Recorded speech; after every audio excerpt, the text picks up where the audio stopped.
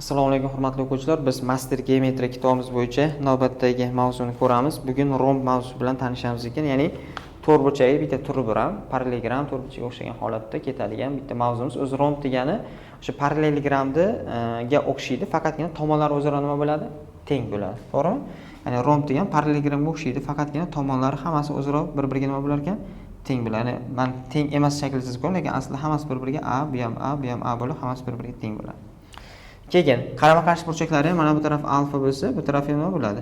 Alfa bo'ladi. Tepa tarafi beta bo'ladigan bo'lsa, pastki tarafi nima bo'ladi? Beta bo'ladi. Chunki qarama-qarshi tomonlari bir-biriga tengda.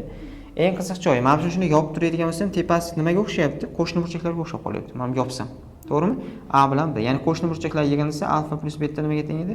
180 gradusga teng. Yoki oddiyroq shuni isbotini ko'radigan bo'lsak, nechta alfa bor? 2 ta alfa bor. Nechta beta bor? 2 ta beta bor. To'g'rimi? Hammasi yig'indisi nimaga teng? 360 gradusga teng. Endi qisqartirib oladigan bo'lsak ham 180 qolib ketadi. Demak, alfa plus betani qiymati 180 gradusga tengligini shu yerda ham isbotlasak bo'ladi. E'tibordan shundan chiqsak bo'ladi. Endi bizda yana nimalari bor desa, diagonali bor. Ikkita diagonal bo'ladi bunda. E'tibor bering. Mana bu burchakdan chiqqan, ya'ni kichkina burchakdan chiqqan diagonal kichik diagonal. Bu D1 qanaqadir bitta. Tushundingizmi? Kichik diagonal. Mana bu burchakdan chiqib kelgan bizda nima bo'lar ekan? D2 bo'ladi. Ikki xil diagonal bo'ladi. Kichik diagonal desa bu yerdan o'tkazasiz, katta diagonal desa bu yerdan o'tkazasiz. Endi diagonallar 90 gradus burchak ostida kesishadi, ya'ni perpendikulyar holatda. Ya'ni 90 gradus burchak ostida kesishsa, bular o'zaro nima bo'lar ekan? Perpendikulyar bo'ladi. Ya'ni D1 teng emas D2 ga. Chunki uzunligi 2 xil-ku. 2 xil, bir-biriga teng emas. Lekin D1 bilan D2 o'zaro nima? Perpendikulyar, mana bunaqa belgi qo'yib qo'yamiz. Ya'ni D1 bilan D2 90 gradus burchak ostida kesishgani uchun mana bu D1 bilan D2 perpendikulyar deb qo'yamiz. Yuzasini topish bor, boshqa narsa bor. Chuqurlashib ketmaymiz. Yuza uchun alohida bitta mavzu berilgan ekan, o'shanda ko'raveramiz. Endi biz perimetrni topishga o'rganib qo'yaylik. Perimetr degani hamma tomon qo'shib chiqishim kerak. Nechta A bor? 4 demak, shunchaki 4 ta A bo'ladi. Masalan, yechimi shundan chiqadi. Xo'p, yana bu yerda boshqa holatlar yo'q. Demak, shu bilan ishlab ketsak bo'ladi. Qolganlarni misol davomida ko'rib o'taveramiz. Bo'ldi, shuni o'zi yetadi. Misol davomida ko'rib o'taveramiz. Demak, boshladik.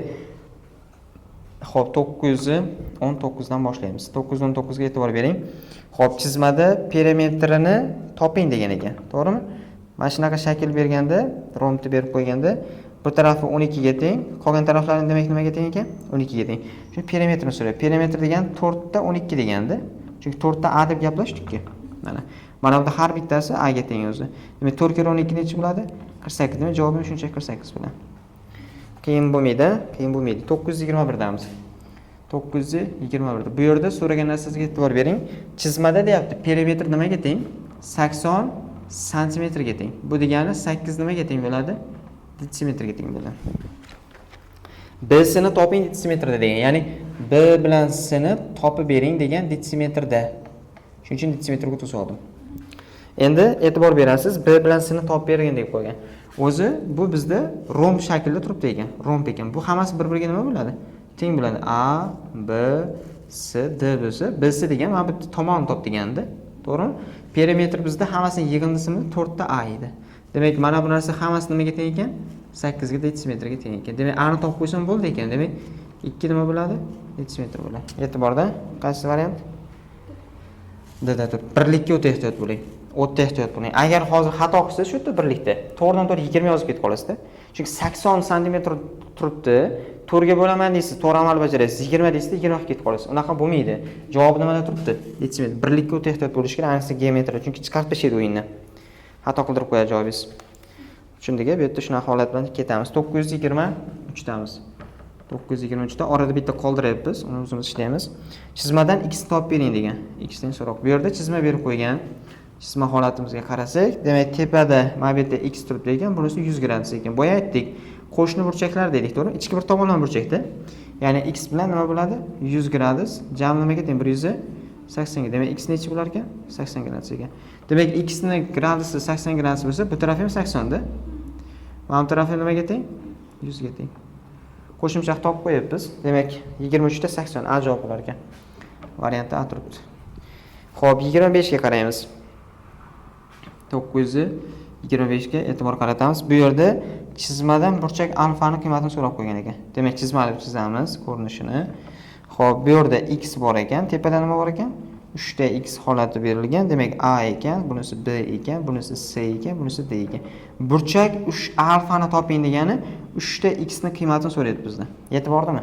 Demak, 3 ta x ga x ni qo'shaman. Qarang, 3 ta x ga plus x ni qo'shadigan bo'lsam 180 gradus deganda bu. 4 ta x bo'ladi. Bu 4 kere 45 bizda. To'g'rimi? Bular qisqarib ketsa x necha ekan demak? 45 gradus. Demak, x ni o'rniga 45 olib qo'ysa bo'ladi bu yerga. Bu degani 3 kere necha bo'ladi? 45 bilan natija 135 da. 135 gradusga. Qaysi variant? B da turibdi ekan. Ma'nosini tushunyapsizmi? Qiyin emas, hozir bemalol tortib eplab ketar ekan joyi. Savollar bo'lmasa yozib oldik. Xo'p, navbatdagi savolga o'tdik. 27 dan boshlaymiz. 27 degan chizmadan x ni topib bering degan ekan. Qarang. Biz yozmabmiz, x topib bermaydi, yozib qo'yaylik, x dan so'roq. O'zi mana bu diagonal, bu tarafdan ham bitta diagonal tushirsa bo'ladimi? Bo'ladi. Bu yerda bitta narsani bilishimiz kerak. Tomonlari teng-ku, mana tomonlari teng, bu yoq ham teng, bu yoq ham teng, ya'ni romb tomonlari teng bo'lgandan keyin mana bu tushirilayotgan diagonal bu yerda ham bisektriya vazifasida keladi. Shuni boya aytmabmiz, bisektriya vazifasidan keladi. X shunda nimaga teng bo'lib qoladi? Mana ikkalasi tengda bir-biriga. Demak, bu yer necha ekan aslida? 80 ekan. 80 degan javob bormi? D da turibdi ekan. Keyingisini misol uchun 29 da chizmadan degan burchak alfani topib bering degan, to'g'rimi? Mana bu 80 bo'lsa bu yog'i nima bo'ladi? 80 bo'ladi. To'g'rimi? Demak, mana bu to'liq qancha bo'ldi? Mana bu 160 bo'ldi. 160 bo'ldi. Burchak alfa degani qanaqadir shuni alfa burchak deb so'rasam bo'ladimi? Bo'ladi. Ikkalasi bir-biriga qo'shnimidi? Qo'shni. Demak, 160 gradusga plus alfani qo'shsam 180 kelish kerak-da. Alfa necha ekan shunda? 20 gradus. Shuni burchak alfani mana alfa deb nomlab qo'yibmiz. 20 gradusga teng ekan. Tushunyapsiz? Shundan chiqamiz. Bormi javobda? C da turibdi ekan. C da turibdi ekan. Keyingisiga o'tamiz. 931 dagi savol. 929 ekan, 930 dagi savol. Chizmadan burchak D ni so'ragan ekan. Burchak D degan belgilab olibman buni ham. Mana buni A desak, buni B desak, buni C desak, mana bu nima bo'ladi? D bo'ladi. 930 da burchak D ni topib bering degan. Ya'ni mana shu burchak topib berish kerak ekanda. Endi qarang. Nima qilib oson yechim qilib ketsak bo'ladi? Burchak D ni so'ragan faqat o'zi. Burchak D ni so'ragan oson yechim qilsak bo'ladi. Qarang. Mana bisektriya vazifasiga keladi dedikmi? Bu 44 bo'lsa bu ham necha bo'ladi? 44 gradus bo'ladi. Ha, mana bu burchak D ni so'rasa, shuni qanaqadir alfa deb qarasak, mana bu bilan bu 180 ga to'ldirish kerak bir-birini. Demak, alfa plus 44 ga 44 da mana bu to'liq 88 bo'ladi mana bu 88. Teng nimaga? 180 gradus to'ldirish kerak. Shunda alfa 92 bo'ladimi? Shunda 170 180 keladi, to'g'ri. 92 ekan bu. A javob turibdi ekan. Tushundingizmi? Shundan chiqsak bo'ladi yechim bo'lib. Keyingi etapda 931 da chizmadan x ni topib bering degan shart qo'yib qo'ygan. Qarang. Mana bu joyi 30, mana 3 burchakda bu. 3 burchak. Mana bu 90 gradus deganimi? 90 gradus bor qo'limda, to'g'ri burchak. Plus 30 gradusim bormi? 30 gradus. Plus nima bor bizda? X bor. Teng nimaga? 180 ga. Demak, mana bu bizda 120 ni beradi. Nariga o'tkazib ayirsak 60 chiqar ekanda. Demak, x 60 ga teng. Qaysi javobda? C javobda yechim turibdi. Savol ham yaxshi. 933 ga qaradik. Oradan tashlab ketib, mustaqil ishlab qo'ying. Chizmadan burchak C ni so'ragan ekan. Burchak C degani mana bu taraf A ga teng, bunisi B ga teng, bunisi C ga teng, bunisi nimaga teng? D ga teng. To'g'rimi? Burchak C ni topib bergin deb shart qo'yib qo'ygan. Mana bu yerdagi burchakda. Mana shu burchak C ni so'ragan. Xo'p, topamiz. Qarang, nima qilamiz? Mana bu to'g'ri burchak. To'g'rimi? Bu 90 gradusga teng. Plus nima bor? 3x bor. Plus yana 6x bormi? Teng nimaga? 180 gradusga. Buni o'tkazib nariga ayirib olsak, 9 ta x teng 90 bo'ladi-da. Shunda x necha ekan? 10 gradus ekan. Mana bu joy 10 bo'lsa, demak bu necha bo'ladi shunda? 30 bo'ladi. 30 bo'lsa, jami bu yog'im 30 mi? Demak, hammasi qancha ekan? 60 ekan. Burchak esa shunga tengmidi? Demak, bu ham nima bo'ladi? 60 bo'ladi. Chunki bir-biriga teng edi-da. 60 degan javob bormi? B javob turibdi ekan. Tushundingmi? Shunaqa qilib yechim qo'ysak bo'ladi. Xo'p, endi bu yerda yana savollar bor ekan, sig'maydi ekan. Bitta yozib olamiz, keyin davom ettiramiz. Navbatdagi savolga o'tdik. 935 damiz. Bu yerda rombning tomonlaridan biri uning diagonallari hosil qiladigan burchaklarning nisbati 4/5 nisbatda deb ketgan, to'g'rimi? Qarang, 4/5 nisbatda degani shu ikkita qo'shni burchak 4/5 nisbatda degani, ya'ni 4 ta x ga plus 5 ta x yig'ini necha bo'ladi? 180 gradus bo'ladi. Shunda 9 ta x bo'ladimi? Teng nimaga? 180 gradusga. Demak, x nimaga teng ekan? 20 gradus ekan. Demak, mana bu 20 ga karalaydi. Demak, birinchisi nima bo'ladi? 80 chiqadi. Keyingisi 100 chiqadi. Xo'p, bu yerda nima so'ragan? Ha, demak, 80 100 bo'ladi-da. Ya'ni burchaklari qanaqa bo'ladi desa, triangle bor, shu romb bor qo'limizda. Mana bu tarafini 100 deb qarasangiz, bu yog'i nima bo'ladi? 100 bo'ladi. Bu taraf 80 deb qarasangiz, bu taraf nima bo'ladi? Shuni so'rayapti-da. Qaysi javob? A javob turibdi ekan. Chizib o'tirmadim ishlashdan oldin, chunki nisbat deganiga mana 180 gradusga tengdi. Shundan chiqyapmiz. Xo'p, 937. 937 qarang. 937. A B C da rombda A bu shunga teng bo'lgan. Diagonallar O nuqtada kesishadi deyapti. Xo'p, bosh uchburchakning burchaklarini toping. Qaraymiz. 937 ni chizib ko'rar ekanmiz. Chunki bo'lmasa chizib ko'rmasak, qanaqadir g'oya kelishi qiyinroq bo'lib qoladi. Endi, xo'p, bizda A bor ekan, B bor ekan, C bor ekan, D bor ekan. To'g'rimi? Aytayapti, ABC rombda A 31 deyapti. Demak, mana burchak nimaga teng ekan? 31 gradusda. Bu hozir shunda 31 deganda diagonallari O nuqtada kesishadi. Haqiqatdan ham mana bu diagonal bunday o'tkazsam, bu yoqqa ham diagonal tushadimi? Shunda O nuqtada kesishyapti mana 90 gradus burchak ostida. Demak, 31 bo'lsa 2 ga bo'linib qoladi. 15,5 ekanda.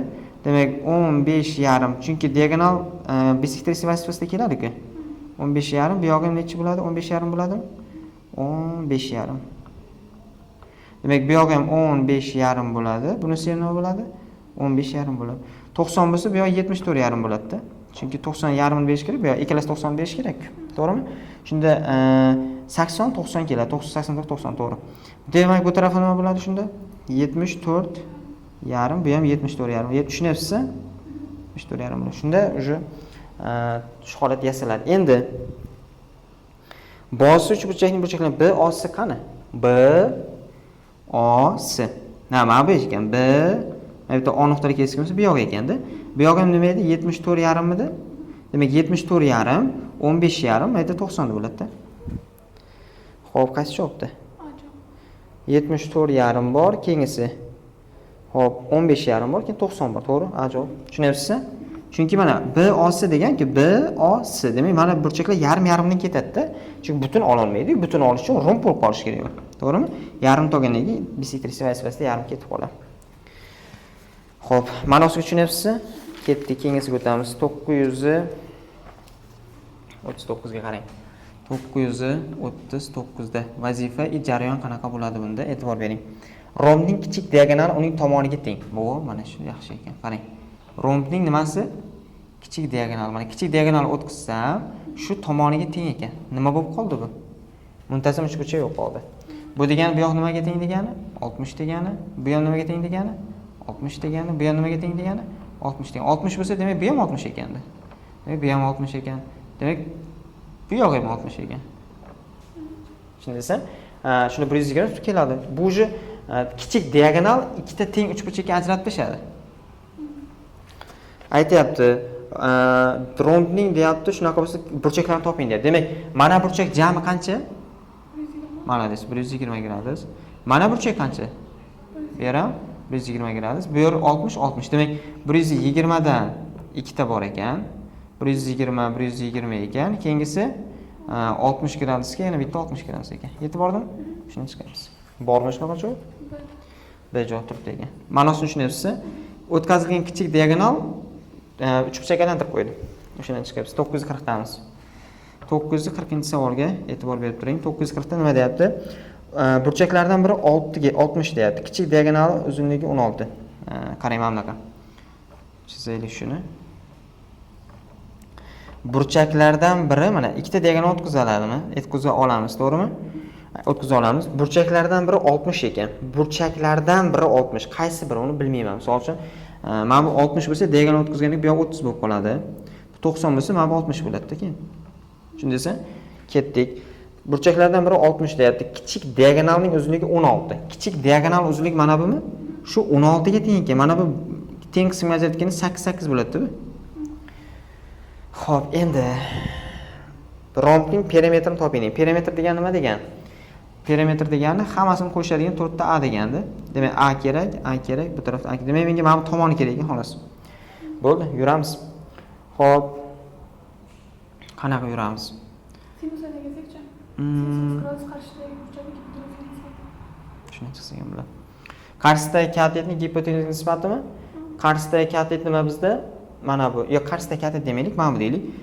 Kosinusda yuramiz ekanmiz. Chunki mana bu bor ekanda, qarshisidagi katetda ro'ga nisbat. Yopishgan katetni, qarang, turgan joy bo'lsa, yopishgan katetning gipoga nisbati kosinus beradi. Yaxshi, o'shani chiqarganmiz. Mana buni. Yopishgan katet mana, gipo mana. Demak, yopishgan katet 8 ni A ga nisbati qarshisida emas, yopishgan bo'lgani uchun kosinus bu. Kosinus 30 gradus. To'g'rimi? Kosinus 30 gradus ildiz oshtasimi ketdingmi? 60 gradus. Qarang. Qarshisidagi mana bundan chiqyapman, to'g'rimi? Shu burchakdan. Kosinus mana shu burchakda ushlab olyapman. Yopishgan katetni gipotenuz 8 minus kosinus 60, to'g'ri. Kosinus 60 gradusda 1 taqsim 2 ga teng. Demak, buni ko'paytiraman ekan bu yoqqa. Shunda A nimaga teng bo'lar ekan? 16 ga. A 16 degan bu yerga nima keladi? 16 kelib turadi-da. Shuni 4 ta bo'lsa 64 ekanda. Chunki 4 ta A ga teng edi-ku. Shuni chiqayapmiz. Tushundingizmi? 64 bormi o'zi? D javob turibdi ekan. Bo'ldimi savol yo'q? Mana shu tushunyapsiz. Endi qarang. Yana misollar ishlasangiz sig'adimkan shu yerlarga. Xo'p, ishlab ko'ramiz. Qarang, keyingi etapda diagonallar bilan tomonlar munosabati borda, agar yodingizda bo'lsa, bitta formula o'rgatdim. O'tgan marta d1 kvadrat plus d2 ning kvadrati teng 2 ta a kvadrat plus b kvadrat deb. O'ldingizmi? Endi eng qiziq tarafi. Bunda b degan narsa yo'q. Bu ham a ga tengda. Shunda a kvadrat 2 tami? Bu bilan nechta bo'lib qoladi? 4 ta a kvadratga teng bo'ladi. E'tiborda o'tgan narsani shunga ishlatib qo'yapman mana. B degan tomon yo'q-ku bunda. Bu ana parallelogramni ishlatgandik, yodingizda bo'lsa. B degan tomon yo'q bunda. B degan tomonni o'zi ham A ga teng, demak A kvadrat bo'yicha 2 ta jami 4 ta kvadrat bo'lyapti. Diagonal bilan munosabat shunday ketadi. Tushundingizmi? Eslab qolishingizga qulayroqda, nimadir yodlab yurmaysiz, bog'lab ketaverasiz. Demak, diagonal bilan buni munosabati shunaqa. Tushundingizmi? Ketdik, misolga o'tamiz. 941 ga qarang. Shu pastda yozsam ko'rinadimi? 941 ga qaraymiz. Endi bunda vaziyat rombning diagonali degan d1 nimaga teng? 6 ga teng ekan. Xo'p, d2 nimaga teng? 8 ga teng ekan. Shu yerdan so'rayapti. Rombning tomoni topilsin degan. Tomon degani a da. Bitta tomon so'rayapti. 6 ning kvadrat formulaga qo'yapman. Plus 8 ning kvadrati teng 4 ta a kvadratga. Bu 100 bo'ladimi? 100 bilan qisqarib kelsa 25 ta. 25 teng a kvadrat. Demak, a nechi bo'lar ekan shunda? 5 bo'lar ekan. A 5 ga teng ekan. Bu hisob kitobli joyini ishlab olamiz. A teng 5 bo'lsa, C javob turibdi ekan. Tushundingmi? Xo'p, keyingisiga o'tamiz. 942. 942 ni ko'raylik chiqadi. Nima deyapti? Rombning tomoni 10 ekan. Tomon degani A teng 10 ekan bu yerda. Diagonallarning nisbati 4 va 3. 4 ta x ning kvadrati plus 3 ta x ning kvadrati tomonlari 4 ta a kvadratga teng. To'g'rimi? Endi eng qiziq joyi mana bu a o'rniga kelib turadi bu yerga. Shunda 4 ko'paytirilgan 10 ning kvadrati 100 bo'lib qoladi. To'g'rimi? Bu yerda 4 ning kvadrati 16, 9 25 bilanmi? 25 ta x ning kvadrati teng. Mana bu joyda 25 kare 16 deya olaman. Chunki bu 4 bo'ladi-da, ko'paytirib ketyapmiz. Bu qisqarib ketdi. Shunda x ning kvadrati teng 16 bo'lsa, 16 4 kvadratimi? Demak, x necha ekan? 4 ekan. X 4 ga nisbatan parallel ketgan ekanda, katta diagonalni toping degan. Qarang. Diagonali mana bu d1 edi va d2 edi. 4 ni 4 ga ko'paytirsam 16 qanaqadir bitta d1, 4 ni 3 ga ko'paytirsam 12 qanaqadir d2. Qaysi katta? 16. Demak, kattasi 16 ekan. Ajoyib. Tushundingizmi? Ya'ni nisbatidan kelib chiqqan holda oxirida shuni ishlab oldik. Xo'p, 945 damiz. Mana shuni tushunyapsizmi? 945 ga qaraymiz. 945 da. Oxirgi savollarimizdan biri ekani, rombning diagonallari degan d1 nimaga teng? 6 ilzosida 2 ga teng va d2 bor ekan. Bu nimaga teng? 8 ilzosida 2 ga teng. Aytayaptiki, uning tomonlari kvadratlarining yig'indisini toping. Qarang mana. Tomonlari kvadratining yig'indisi. Nechta tomoni bor? Demak, 4 ta a kvadrat so'rayapti. Qarang, tushuntiraman. Tomonlari kvadratlarini yig'indisi degan hammasini qo'shdik ekan. Demak, a kvadratlari 4 tasini so'rayapti sizdan. Demak, mana bu joyda hozirda 4 ta a kvadrati o'zini tayyor so'rayapti. Yetib bordimi? Demak, formula qanaqa edi mana? d1 kvadrat d2 kvadrat 4 ta kvadratga, demak d1 bilan d2 ning kvadratga qo'shib yuborsam bo'ldi ekan. Demak, bu yerda 6 ilzosida 2 ni kvadratga oshiraman. plus 8 ildiz 2 ni shuni kvadratga oshiraman. Shuni 4 ta kvadratga tenglab qo'ysam javobim chiqadi. Bu nechi? 36 2 ko'paytirsa 72. 72 plus 64 mi? 64 2 ko'paytirsa 128. 128 teng o'sha 4 ta kvadratga. Bu nimaga teng bo'ladi? 200 mi? 200 ekan. Demak, mana shu narsaning hammasi 200 ga teng ekan. Tushundingizmi? 200 bormi o'zi? B javob turibdi ekan. Tushundingizmi? Oxirida tomonlarning kvadratlar yig'indisi degani hamma tomonni qo'shasan degani. To'g'rimi? Tomonlarning kvadratlar yig'indisi degani hamma tomonni qo'shib turib shunchaki 4 ga ko'payadi. Chunki tomonlari kvadratga oshirganda 4 ta tomoni bor-ku, oxirida qo'shib olishim kerak. Yaxshi. Demak, 945 gacha kelib to'xtadik. Mavzu shu tugatsa bo'lar ekan, o'zi oxirgi misol ekan. Xo'p, rompni mana shu boshlanish qismi bo'yicha qanaqa savol bor? Demak, hurmatli o'quvchilar, shu yerda yakun qilamiz. Keyingi darslarda romp yuzasi bo'yicha tanishib o'tamiz. Xo'p, mavzu shu yerda yakun qilamiz. E'tiboringiz uchun rahmat. Keyingi darslarda ko'rishguncha.